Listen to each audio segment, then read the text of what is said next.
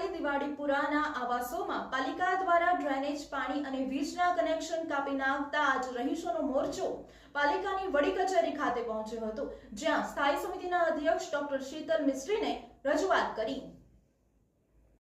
વડોદરા શહેરના તરસાલી વિસ્તારમાં આવેલા દિવાળીપુરા વસાહતના 312 મકાનના પાણી, ડ્રેનેજ અને વીજ કનેક્શન કાપવા ગત તારીખ 15મી જૂનના રોજ કોર્પોરેશનની ટીમ પહોંચી હતી, ત્યારે સ્થાનિક રહીશોએ તેમનો ઘેરાવ કરી પથ્થરમારો કર્યો હતો। એટલું જ નહીં, અધિકારીઓની ગાડી આગળ સૂઈ જઈને વિરોધ કરતા આખરે કામગીરી અટકાવી દેવી પડી હતી। ત્યારબાદ આજે ગુજરાત હાઉસિંગ બોર્ડ અને કોર્પોરેશને પોલીસ અને MGVCLની મદદ લઈ જર્જરિત એવા 312 મકાનોના પાણી, ડ્રેનેજ અને વીજ કનેક્શન કાપવા આવ્યા હતા। તે સમયે મહિલાઓ વિરોધ કરવા બહાર નીકળી હતી, પરંતુ પોલીસે તમામ મહિલાઓને ઘરમાં પરત મોકલી દીધી હતી। તરસાલી તળાવ પાસે દિવાળીપુરા સ્લમ ક્લિયરન્સ બોર્ડ 35 થી 40 વર્ષ પહેલા બનાવેલા મકાનોને અવારનવાર કોર્પોરેશન અને ગુજરાત હાઉસિંગ બોર્ડે નોટિસ આપી હતી, છતાં ખાલી કરતા નહીં હોવાથી તારીખ 15મી જૂનના રોજ corporation, Gujarat housing board, police પાણી અને ડ્રેનેજના કનેક્શન કાપવા સ્થળ પર પહોંચ્યા હતા, ત્યારે લોકોને લાગ્યું કે મકાનો તોડવા આવ્યા છે, જેથી વિરોધ કર્યો હતો। સતત 2 કલાકના સંઘર્ષ બાદ કેટલાક ઉશ્કેરાઈ ગયેલા રહીશો આજે સ્થાયી સમિતિના ચેરમેન ડોક્ટર શીતલ મિસ્ત્રીને મળવા આવ્યા હતા અને રહીશો દ્વારા રજૂઆત કરવામાં આવી હતી। ત્યારબાદ ડોક્ટર શીતલ મિસ્ત્રી મીડિયા સમક્ષ જાણકારી આપી હતી કે વડોદરા શહેરના તરસાલી દિવાળીપુરાના 312 મકાન 35 થી 40 વર્ષ પહેલા ગુજરાત સ્લમ્સ ક્લિયરન્સ બોર્ડ દ્વારા 1984માં બનાવવામાં આવ્યા હતા। તેઓના મકાનો જર્જરિત થઈ ગયા હોવાથી અવારનવાર મકાનો ખાલી કરવા નોટિસ આપવામાં આવતી હતી, તેમ છતાં સ્થાનિકો કે મકાનો ખાલી કરવા ન આવતા હતા। આવાસ જર્જરિત છે, રિપેરિંગ કરવા છતાંય મકાનની સ્થિરતા ન રહેતી હોવાની તેવી હાલત છે, એવું ગુજરાત હાઉસિંગ બોર્ડના અધિકારીઓનું કહેવું છે। મકાન ખૂબ જ જર્જરિત હોવાના કારણે કોર્પોરેશન દ્વારા કામગીરી કરવામાં આવી છે।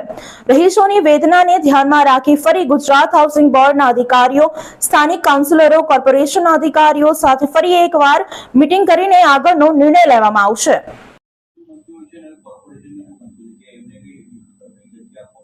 મેં કીધું કે પોતાની માલિકીના મકાનો છે, ગુજરાત હાઉસિંગ બોર્ડે એ વખતે મકાનો આપેલા છે, જે તે મકાન માલિક હોય એનું મેન્ટેનન્સ કરવાની જવાબદારી જે તે મકાન માલિકની હોય છે। આવા કિસ્સામાં ખાસ કરીને જ્યારે માણસો ગરીબ હોય ત્યારે એવો એક્સ્ટ્રા ખર્ચો ના કરી શકતા હોય, એટલે વખત જતાં મકાનો વીક પડી જતા હોય છે, અને આવા સમયે જ્યારે તંત્રની જવાબદારી બનતી હોય, ગુજરાત હાઉસિંગ બોર્ડની જવાબદારીમાં રીડેવલપમેન્ટ કરવાની જવાબદારી આવે છે।